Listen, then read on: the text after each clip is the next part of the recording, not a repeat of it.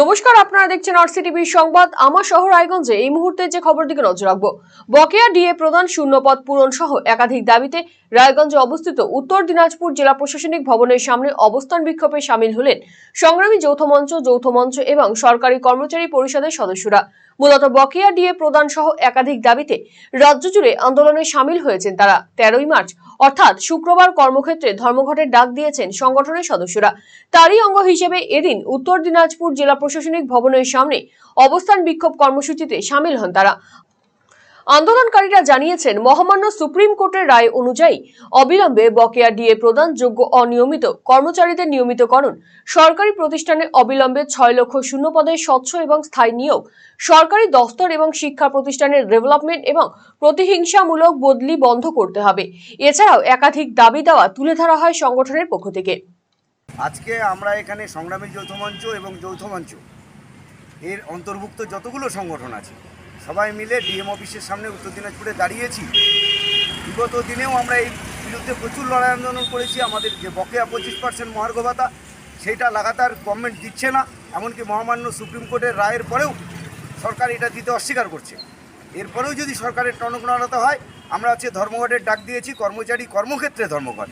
সেই জায়গাতেও এখনও কিছু কিছু কর্মচারী আছেন যারা সরকার পক্ষের মেরুদণ্ডের সামনে নিজেদের মেরুদণ্ডটাকে বিক্রি করে দিচ্ছেন। তাদের বিন্দুমাত্র লজ্জাবোধটা তৈরি করার জন্য আমরা আজকে এখানে দাঁড়িয়েছি, যাতে আমাদের সহমর্মিতা সেটা তারা দেখাতে পারেন বা ভবিষ্যতে তাদের মেরুদণ্ডটা সোজা করতে পারেন, এই আশায় আমরা আজকে এখানে এসেছি। আমাদের পেশাগত যে সমস্যা তৈরি হয়েছে, যে ডিএ যেটা সুপ্রিম কোর্ট অর্ডার দিয়েছে অলরেডি, যে ইমিডিয়েটলি ডিএটা মিটিয়ে দিতে হবে, গভর্নমেন্ট কিন্তু সেটা এখনও মেটায়নি। যার জন্য আমরা এই ডিএর জন্য এই ধর্মঘট এবং 6 লক্ষ শূন্যপদে নিয়োগ করা, তারপরে অস্থায়ী কর্মচারীদের স্থায়ীকরণ ইত্যাদি যে আমাদের 6টা এজেন্ডা আছে, তার সপক্ষে আজকের ধর্মঘটটি ডাকা হয়েছে। বলছি, অনেকে তো আবার অফিসও করছে, কি বলবেন? হ্যাঁ, কেউ কেউ অফিস করেছে, কিন্তু আমরা তাদের জন্যও লড়াই করেছি। ডিএটা সবাই পাক। আজকে দ্রব্যমূল্য বৃদ্ধির বাজারে ডিএটা অত্যন্ত প্রয়োজনীয় হয়ে পড়েছে। এদিন রায়গঞ্জের বিভিন্ন শিক্ষা প্রতিষ্ঠানগুলিতে এই ধর্মঘটের সার্বিক ছবি লক্ষ্য করা যায়। রায়গঞ্জের কর্নেশন উচ্চ বিদ্যালয়, শ্রী শ্রী রামকৃষ্ণ বিদ্যা ভবন, রায়গঞ্জ বালিকা উচ্চ বিদ্যালয় সহ বিভিন্ন বিদ্যালয়গুলিতে শিক্ষক শিক্ষিকারা উপস্থিত থাকলেও ছাত্রছাত্রী সেভাবে দেখা মেলেনি। রায়গঞ্জের কর্নেশন উচ্চ বিদ্যালয়ের প্রধান শিক্ষক কালীচরণ সাহা জানিয়েছেন, সকাল থেকেই বিদ্যালয়ের গেটের সামনে পিকেটার্সরা শান্তিপূর্ণভাবে ধর্মঘটকে সফল করতে প্রয়াস চালিয়েছেন। বিদ্যালয়ে শিক্ষক শিক্ষিকারা উপস্থিত থাকলেও ছাত্রছাত্রীরা কেউই নেই। আজকে ছাত্রছাত্রীর উপস্থিতি, আমি যখন স্কুলে আসি, স্কুল টাইমে আমি 10:15টায় স্কুলে ঢুকেছি, তখন দেখলাম সেখানে গুটি কয়েক পিকেটার্স, অর্থাৎ বন্ধ বিরোধী, মানে বন্ধ সমর্থনকারী আর কি, যারা তারা আমাকেও রিকোয়েস্ট করছিল যে আজকে না করলেই হয়। আর কিছু ছাত্রছাত্রী দেখলাম বাইরে ছিল, তাদেরকেও তারা করে দিয়েছে আর কি, মানে যে আজকে ক্লাস না করতে তাদেরকে বলাতে তার গার্জিয়ানরা রিস্ক নেয় নাই। ছাত্রছাত্রী যে কজন আসছিল তারা এই মুহূর্তে কেউই নেই। এমনি শিক্ষক শিক্ষিকারা সবাই আমরা উপস্থিত হয়েছি। এমনি কোনো অশান্তি না, কোনো অশান্তি নেই, কোনো ঝামেলা কারোর সঙ্গে কারো কিছু হয়নি, কোনো কথা কাটাকাটি বা কোনো কিছু কোনোটাই নেই। কোনো শান্তিপূর্ণভাবেই ওনারা রিকোয়েস্ট যারা করেছেন, ছাত্রছাত্রীদের অভিভাবকদের সঙ্গে ছাত্রছাত্রীরা আসে, ছাত্রছাত্রীরা যে যার মতন আবার ফিরে যায়। আর শিক্ষক শিক্ষিকারা যথাসময়ে সবাই স্কুলে উপস্থিত হয়েছি আমরা। ডিএ সহ একাধিক দাবিতে শুক্রবার রাজ্য সরকারি কর্মচারীদের কর্মক্ষেত্রে ধর্মঘট পালন করল যৌথ মঞ্চ সহ বেশ কয়েকটি সংগঠন। সেই ধর্মঘটের সমর্থনে রায়গঞ্জ জিএসএফপি স্কুলের সামনে বিক্ষোভ দেখান এবিপিটিএ সদস্যরা। এই কর্মসূচিতে নেতৃত্ব দেন সংগঠনের জেলা সম্পাদক নির্মল বোস। ঠিক কোন কোন দাবিতে তাদের এই আন্দোলন তা তুলে ধরেছেন আমাদের প্রতিনিধি সুমন রায়।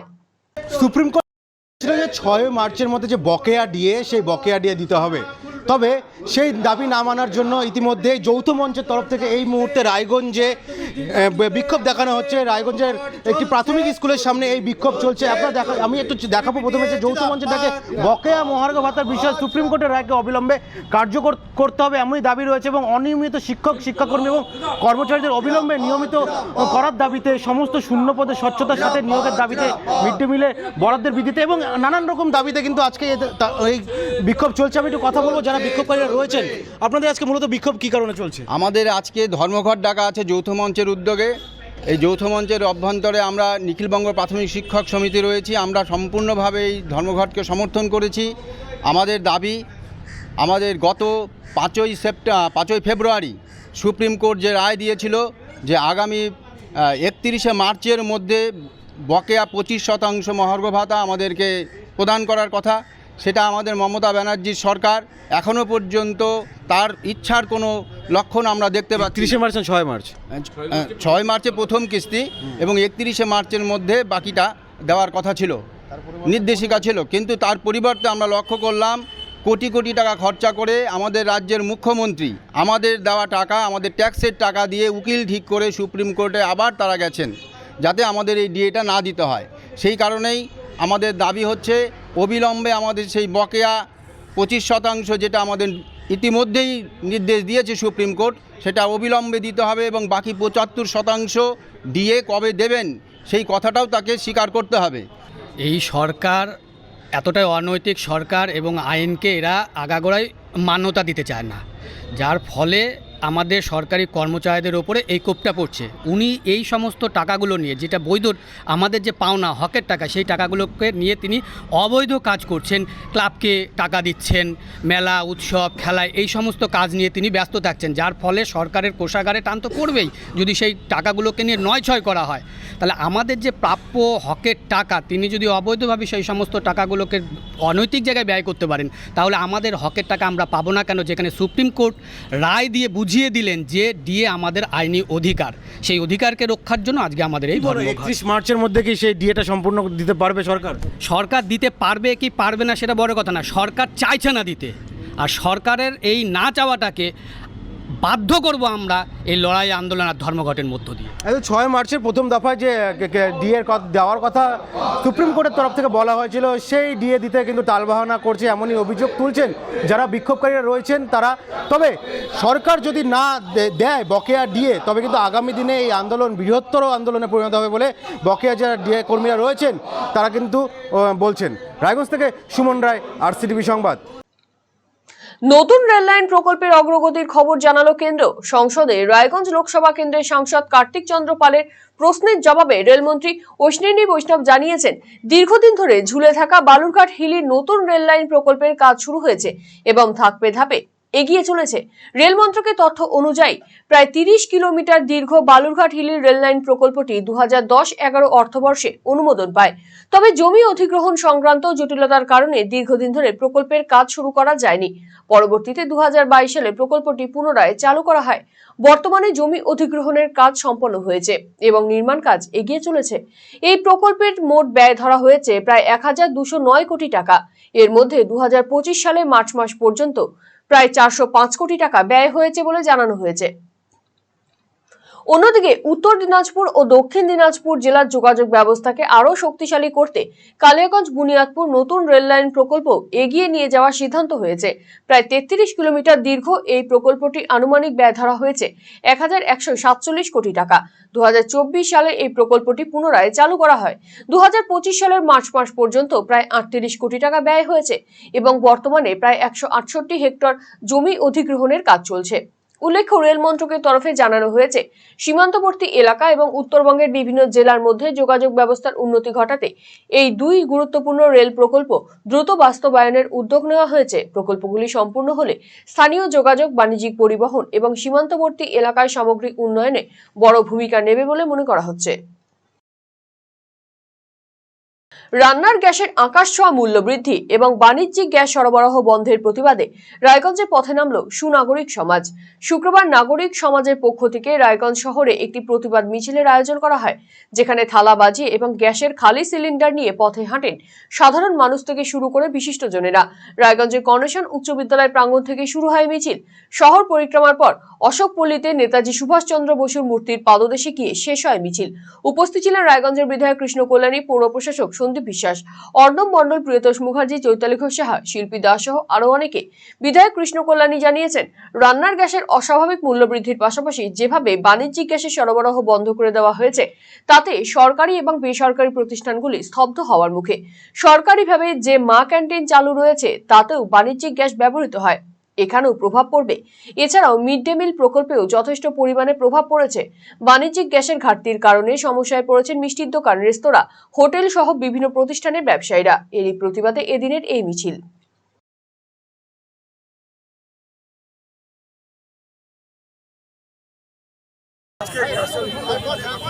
পাশাপাশি যে হিসাবে কমার্শিয়াল সিলিন্ডারকে বন্ধ করে দেওয়া হয়েছে, তাতে বিভিন্ন সরকারি বেসরকারি অর্গানাইজেশনগুলো যারা মানুষদের পরিষেবা দিচ্ছে সেটা বন্ধ হওয়ার মুখে, সব পরিষেবা স্তব্ধ হওয়ার মুখে। আজকে আমাদের পৌরসভা যেমন মা ক্যান্টিন চালায়, আজকে সেখানেও তারা কমার্শিয়াল গ্যাস সিলিন্ডার ইউজ করে। আজকে এই গ্যাস সিলিন্ডারের অভাবে এখন হয়তো কিছুদিনের মধ্যে মা ক্যান্টিনও বন্ধ হয়ে যেতে পারে। ICDS, মিড ডে মিল, আপনারা যেমন জানেন আমিও একটা অন্নপূর্ণা ভান্ডারা বলে আমার বাবার স্মৃতিতে রুটি সবজির গাড়ি চালাই। আজকে তার 1500তম দিন আমরা উদযাপিত করলাম, কিন্তু ওই গাড়িটাও ওই কমার্শিয়াল সিলিন্ডারে চলে। তো কমার্শিয়াল সিলিন্ডার যদি সরকার আমাদের প্রোভাইড না করালো, তাহলে এই সব অর্গানাইজেশনগুলো বন্ধ হয়ে যাবে। আজকে ছোটো মোটো যারা দোকানদাররা আছেন, মিষ্টির দোকান, ছোটো মোটো রেস্টুরেন্ট, কিংবা আজকে যারা হকাররা বিভিন্ন খাবার স্টল দেন, সব এই আজকে সংকটজনক অবস্থায় আছে। সেই জন্য এটা রাজনীতির ঊর্ধ্বে রায়গঞ্জের প্রত্যেকটি সমাজ আজকে ভবনের এই প্রতিবাদ মিছিলে সামিল হয়েছেন। এখানে রায়গঞ্জের চেম্বার অফ কমার্স থেকে শুরু করে মার্চেন্ট অ্যাসোসিয়েশন, যত ছোট মোটো বড় মাঝারি ব্যবসায়ীরা আছেন, তারা এই মিছিলে আসছেন। আমরা কেন্দ্র সরকারের এই যে গ্যাস সিলিন্ডারের মূল্য বৃদ্ধি, কমার্শিয়াল সিলিন্ডার যে বন্ধ করেছেন, তার প্রতিবাদে আমরা একটা ধিক্ষার মিছিল। আমাদের কাছে কোনো ইনফরমেশন নেই এখন পর্যন্ত। যেমনভাবে কমার্শিয়াল সিলিন্ডার বন্ধ করার নোটিফিকেশান চালু হয়েছে, সেটা আমরা কোনো নোটিফিকেশান পাইনি যে এটা চালু হচ্ছে। তাহলে আগে সরকারিভাবে যেই হিসাবে এটা বন্ধ করার নোটিফিকেশান হয়েছে, তাহলে এটাকে চালু করারও নোটিফিকেশান হলে পরে আমরা তখন নিশ্চয়তার মধ্যে থাকবো। উত্তর দিনাজপুরের রায়গঞ্জে All India Institute of Medical Science অর্থাৎ এইমস স্থাপনের বিষয়ে বর্তমানে কেন্দ্রের কাছে রাজ্যের তরফে কোনো প্রস্তাব নেই বলে লোকসভায় জানালো কেন্দ্রীয় সরকার। শুক্রবার লোকসভায় এই সংক্রান্ত একটি প্রশ্ন উত্থাপন করেন রায়গঞ্জের সাংসদ কার্তিক চন্দ্র পাল। প্রশ্নে তিনি জানতে চান, রায়গঞ্জে প্রস্তাবিত এইমস বর্তমানে অবস্থা কি, কেন্দ্র এবং রাজ্য সরকার এই বিষয়ে কি পদক্ষেপ নিয়েছে এবং প্রকল্প বাস্তবায়নে কোনো বিলম্ব হয়েছে কিনা। পাশাপাশি রাজ্যে দ্বিতীয় এইমস স্থাপনের জন্য পশ্চিমবঙ্গ সরকার কোনো আনুষ্ঠানিক দাবি বা প্রস্তাব দিয়েছে কিনা তাও জানতে চান তিনি। এর উত্তরে স্বাস্থ্য ও পরিবার কল্যাণ মন্ত্রকের রাষ্ট্রমন্ত্রী প্রতাপ রাও যাদব জানিয়েছেন, প্রধানমন্ত্রী স্বাস্থ্য সুরক্ষা যোজনা বা PMSSY এর আওতায় বর্তমানে দেশের বিভিন্ন রাজ্যে এবং কেন্দ্রশাসিত অঞ্চলে মোট 22টি এইমস স্থাপনের অনুমোদন দেওয়া হয়েছে। পশ্চিমবঙ্গে ইতিমধ্যে কল্যাণীতে এইমস চালু রয়েছে। মন্ত্রী আরো স্পষ্ট করে জানান, PMSSY প্রকল্পের অধীন রায়গঞ্জে নতুন এইমস স্থাপনের কোনো প্রস্তাব বর্তমানে বিচারাধীন নয়। পাশাপাশি পশ্চিমবঙ্গ সরকারের পক্ষ থেকেও রায়গঞ্জে এইমস স্থাপনের জন্য এখনো পর্যন্ত কোনো আনুষ্ঠানিক প্রস্তাব কেন্দ্রের কাছে জমা পড়েনি। কেন্দ্রের তরফে জানানো হয়েছে, দেশের বিভিন্ন অঞ্চলে তৃতীয় স্তরের স্বাস্থ্য পরিষেবার ঘাটতি, ভৌগোলিক ভারসাম্য এবং প্রয়োজনীয় অবকাঠামো বিবেচনা করেই নতুন এইমস স্থাপনের সিদ্ধান্ত নেওয়া হয়। বর্তমানে সেই মানদণ্ড অনুযায়ী প্রকল্পগুলি বাস্তবায়ন করা হচ্ছে। এই খবর প্রকাশ্যে আসতেই হতাশার আবহ রায়গঞ্জ লোকসভা কেন্দ্রে।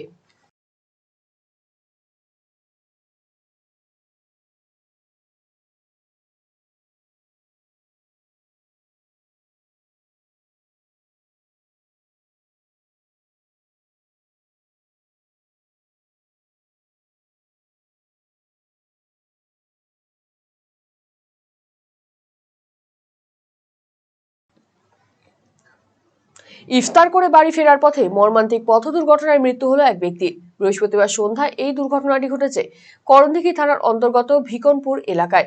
মৃতের নাম হারুন আলী, বাড়ি করণদিঘি থানার অন্তর্গত রাঘবপুর কালীতলায়। পেশায় তিনি কুয়াক ডাক্তার ছিলেন। পরিবার সূত্রে জানা গিয়েছে, পরিবারের সদস্যদের নিয়ে এদিন বিহারের ধামুয়া এলাকায় ইফতার অনুষ্ঠানে যোগ দিতে গিয়েছিলেন তিনি। সেখান থেকে CNG চালিত অটোতে করে বাড়ি ফেরার সময় পথে উল্টো দিক থেকে আসা একটি লরির সাথে মুখোমুখি সংঘর্ষ হয় অটোটির। আর এই ঘটনায় গাড়িতে থাকা 8 জনই গুরুতর আহত হন। তাদেরকে উদ্ধার করে রায়গঞ্জ মেডিকেল কলেজ ও হাসপাতালে আনার পথে মৃত্যু হয় হারুন আলীর। বাকিদের রায়গঞ্জ মেডিকেল কলেজ ও হাসপাতালে ভর্তি করা হয়েছে। বর্তমানে 3 জনের অবস্থা অত্যন্ত আশঙ্কাজনক। শুক্রবার হারুন আলীর দেহের ময়নাতদন্ত সম্পন্ন হয়। এই দুর্ঘটনায় শোকের আবহ ছড়িয়েছে পরিবার জুড়ে।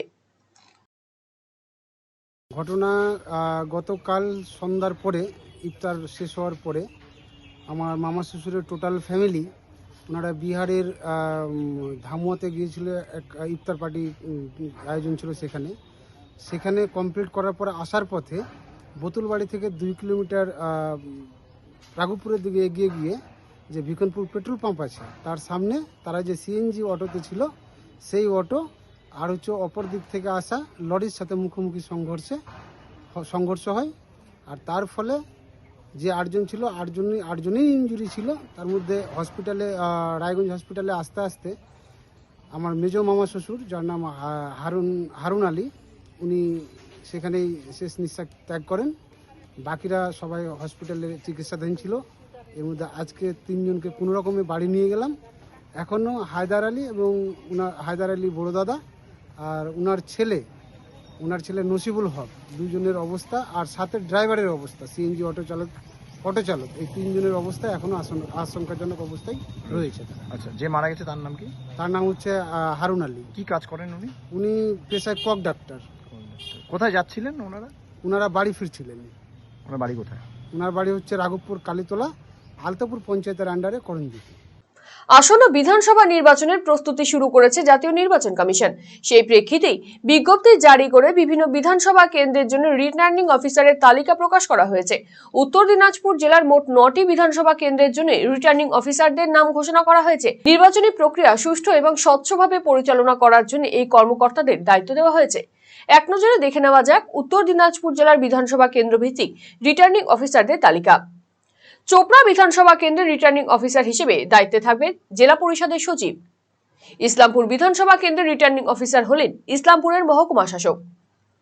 গোয়ালপুকুর বিধানসভা কেন্দ্রের রিটার্নিং অফিসার হিসেবে থাকবেন পিডি ডিআরডিসি উত্তর দিনাজপুর। চাকুলিয়া বিধানসভা কেন্দ্রের রিটার্নিং অফিসার হিসেবে দায়িত্বে থাকবেন এডিএম 1 উত্তর দিনাজপুর। করণদিঘি বিধানসভা কেন্দ্রের রিটার্নিং অফিসার হলেন স্পেশাল ল্যান্ড অ্যাকুইজিশন অফিসার উত্তর দিনাজপুর। হেমতাবাদ এসসি বিধানসভা কেন্দ্রের রিটার্নিং অফিসার হিসেবে থাকবেন প্রজেক্ট অফিসার কাম ডিস্ট্রিক্ট ওয়েলফেয়ার অফিসার উত্তর দিনাজপুর। কালিয়াগঞ্জ এসসি বিধানসভা কেন্দ্রের রিটার্নিং অফিসার হিসেবে দায়িত্বে থাকবেন district panchayat and rural development officer উত্তর দিনাজপুর।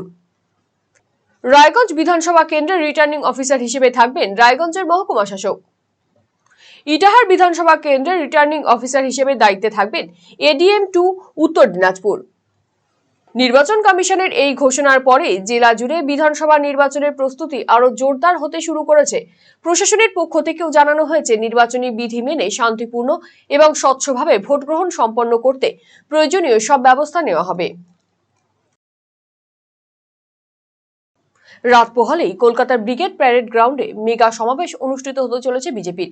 সেখানে বক্তব্য রাখবেন দেশের প্রধানমন্ত্রী নরেন্দ্র মোদী, যাকে কেন্দ্র করে রাজ্যের বিভিন্ন জেলার পাশাপাশি উত্তর দিনাজপুর জেলা থেকেও দলীয় নেতা কর্মীরা দলে দলে রওনা দিচ্ছেন কলকাতার উদ্দেশ্যে। একই ছবি লক্ষ্য করা গেল রায়গঞ্জে। রায়গঞ্জ থেকে স্পেশাল ট্রেনে চেপে শুক্রবার দলের নেতা কর্মীরা চললেন কলকাতার উদ্দেশ্যে। বিজেপির জেলা সভাপতি নিমাই কবিরাজ বলেন, পরিবর্তন সংকল্প সভা উপলক্ষে 14ই মার্চ অনুষ্ঠিত হতে চলেছে প্রধানমন্ত্রী নরেন্দ্র মোদীর ঐতিহাসিক সভা। উত্তর দিনাজপুর জেলা থেকে 6000 কার্যকর্তা কলকাতায় যাচ্ছেন। রায়গঞ্জ এবং ডালখোলায় 2টি স্পেশাল ট্রেন ভাড়া করা হয়েছে। মূল লক্ষ্য তৃণমূল সরকারের বিসর্জন দিয়ে সোনার বাংলা গড়তে রাজ্যে বিজেপি সরকার প্রতিষ্ঠা করা।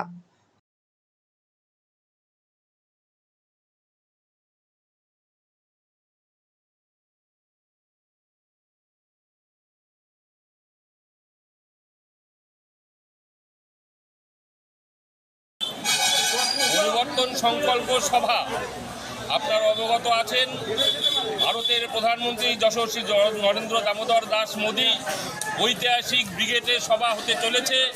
সেই সভা উপলক্ষে ভারতীয় জনতা পার্টির উত্তর দিনাজপুর জেলার পক্ষ থেকে 6000 কার্যকর্তা কলকাতা অভিমুখে রওনা হয়েছেন এবং মূলত উদ্দেশ্য পশ্চিমবাংলায় তৃণমূল সরকারের বিসর্জন দিয়ে ভারতীয় জনতা পার্টির সরকারকে গঠন করবার লক্ষ্যে সোনার বাংলা তৈরি করবার জন্য ভারতীয় জনতা পার্টির এই বিশাল জনসভা অনুষ্ঠিত হতে চলেছে আগামী 14ই মার্চ। আপনারা কোন ট্রেনে যাচ্ছেন? আমরা একটা স্পেশাল ট্রেন এখানে একটা দিয়েছে, একটা ডালখোলায় দিয়েছে, 2টা স্পেশাল ট্রেনে 6000 লোক আমরা রওনা দিয়েছি ভারতীয় জনতা পার্টির। মানে কাদের উদ্যোগে ট্রেন দেওয়া হলো?